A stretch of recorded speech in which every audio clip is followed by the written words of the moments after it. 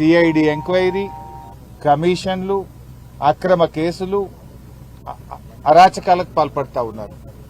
ఇవాళ క్రిషాంక్ గారి మీద పెట్టిన కేసు, క్రిషాంక్ గారు పోలీస్ స్టేషన్లో కంప్లైంట్ ఇచ్చినాడు. ఆయన మా నాయకులు కేసీఆర్ గారి మీద, మా పార్టీ నాయకులు కేటీఆర్ గారి మీద, మా పార్టీ నాయకుల మీద ఫేక్ పోస్టులు పెడతా ఉన్నారు, తప్పుడు వార్తల్ని ప్రచారం చేస్తా ఉన్నారు అని ఎవరైతే ఆ వార్తలు ప్రచారం చేశారో, ఎవరైతే తన మొబైల్ నుంచి ఈ పోస్టు చేశాడో ఆ మొబైల్ ఫోన్ తీసుకెళ్లి పోలీస్ స్టేషన్లో ఇచ్చాడు.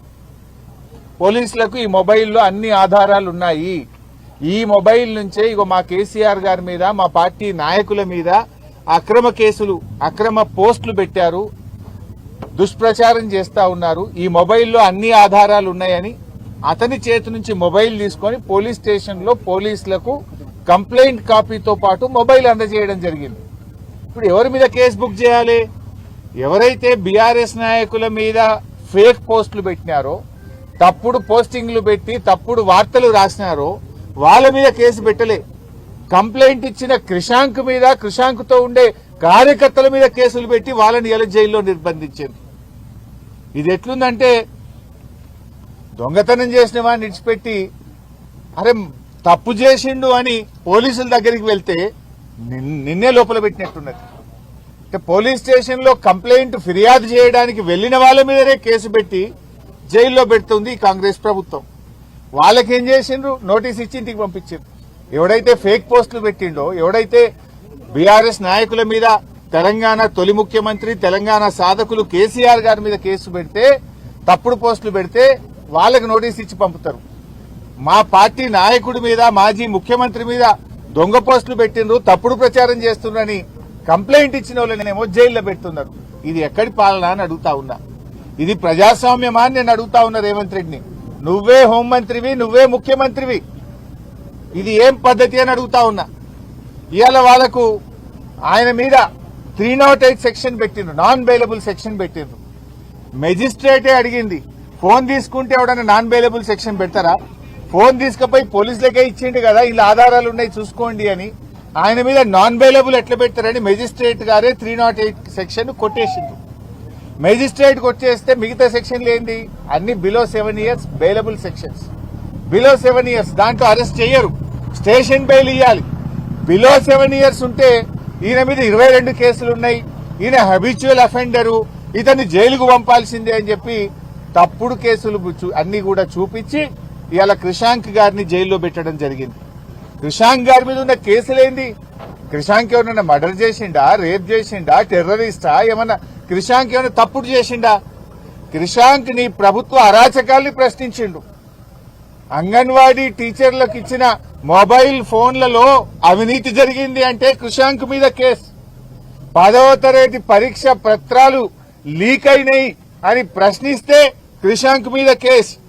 కంచె గచ్చిబౌలి భూములు అమ్ముతున్నారు, అక్కడ మూగ జీవాలన్నీ చచ్చిపోతున్నాయి, చెట్లు కొట్టేస్తున్నారు, ఇది అన్యాయం అంటే కంచె గచ్చిబౌలిలో కేసు. సోమ్ డిస్టిలరీ అనేది బ్యాన్ చేసిండ్రు, సోమ్ డిస్టిలరీ మందు దాగి చాలా మంది చనిపోయిండ్రు, ఆ సోమ్ డిస్టిలరీని తెలంగాణలో ఎట్లా తెస్తారు అని అడిగితే క్రిషాంక్ మీద కేసు. అదేవిధంగా మిస్ వరల్డ్ పోటీల్లో మిస్ ఇంగ్లాండ్ పట్ల కాంగ్రెస్ నాయకులు దుర్మార్గంగా వ్యవహరించారు, మన దేశ పరువు పోయింది, రాష్ట్ర పరువు పోయింది, దాని మీద విచారణ జరపాలి అంటే విచారణ జరపరు గాని ప్రశ్నించినందుకు క్రిషాంక్ మీద కేసు. అదేవిధంగా ఒక ఆయన అనుముల మహానందరెడ్డి ఒక కేసులో ఇన్వాల్వ్ అయినాడు, ఆ కేసులో అందరిని అరెస్ట్ చేసిండ్రు. అనుముల మహానందరెడ్డిని ఎందుకు అరెస్ట్ చేయరు? ఆయన ఇంటి పేరు అనుముల ఉన్నందుకే ఆయన విడిచిపెడతారా? ఆయనను ఎందుకు అరెస్ట్ చేయరు అని అడిగితే పిసిసి అధ్యక్షుడు మహేష్ కుమార్ గౌడే పోలీస్ స్టేషన్లో కేసు ఇస్తాడు, క్రిషాంక్ మీద కేసు పెడతారు. అంటే అడగడమే నేరమా? ప్రశ్నించే హక్కు భారత రాజ్యాంగం ఈ పౌరులకు ఇవ్వలేదా? ఇట్లా ఉస్మానియా యూనివర్సిటీలో ఫేక్ సర్క్యులర్ ను రేవంత్ రెడ్డి ఆయన పోస్ట్ చేస్తే ఇది ఫేక్ సర్క్యులర్ అని ప్రశ్నిస్తే క్రిషాంక్ మీద కేసు. ఇట్లా క్రిషాంక్ మీద పెట్టిన కేసులేంటి? ఈ దేశ పరువు పోయింది, మిస్ వరల్డ్, మిస్ ఇంగ్లాండ్ పట్ల మీరు అవమానపరిచే విధంగా చేసిండ్రు. 10వ తరగతి పరీక్ష పత్రాలు లీక్ అయినాయి. గచ్చిబౌలి భూములు అమ్ముతున్నారు, చెట్లు కొడుతున్నారు. స్టోమ్ డిస్టిలరీ అనే మందు దాగి చాలా మంది చనిపోయిండ్రు. ఇది మన రాష్ట్రంలో తేవద్దు. ఇట్లాంటి విషయాలు మాట్లాడినందుకు ఇవాళ అరెస్ట్ చేసి జైల్లో పెడుతుండ్రు. అంటే ఇది ఎక్కడి ప్రభుత్వం అని అడుగుతా ఉన్నా. రేవంత్ రెడ్డి నీ అరాచకాలకు ప్రజలు గమనిస్తా ఉన్నారు. తప్పకుండా తగిన విధంగా బుద్ధి చెప్తారు. ఇట్లా ఎన్ని కేసులు, మెదక్లో మా పార్టీ నాయకుల మీద కేసులు, సంగారెడ్డిలో మా నాయకుల మీద కేసులు, రాష్ట్ర వ్యాప్తంగా లగచర్లలో చూశాం. మా గిరిజన బిడ్డల మీద ఏ రకంగా అక్రమ కేసులు పెట్టారో చూశాం. కేసులతో గొంతు నొక్కలేవు. కేసులతో నువ్వు మళ్లీ గెలుస్తా అనుకుంటే అది మూర్ఖత్వం. హిట్లర్ను మించిపోయింది నీ మూర్ఖత్వం. నువ్వు ఆ జూబ్లీహిల్స్ ప్యాలెస్ లో కూర్చొని నువ్వేదో రాజు అనుకుంటున్నావు. నేనే రాజు, నేనే మంత్రి, నీకు నువ్వే చెప్పుకుంటున్నావు. కానీ నీకు తగిన బుద్ధి చెప్పడానికి ఇలా రాష్ట్ర ప్రజలు సిద్ధంగా ఉన్నారు.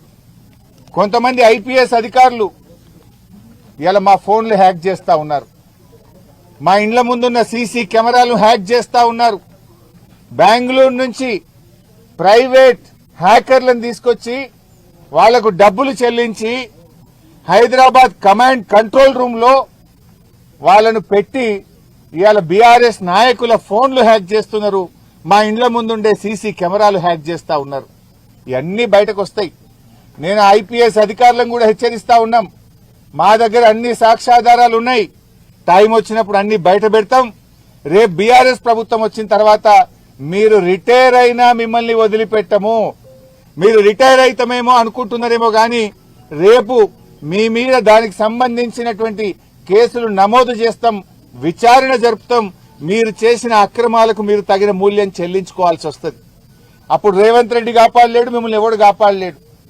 రిటైర్ అయితే సొంత డబ్బులతో అడ్వకేట్లను పెట్టుకోవాల్సి వస్తుంది.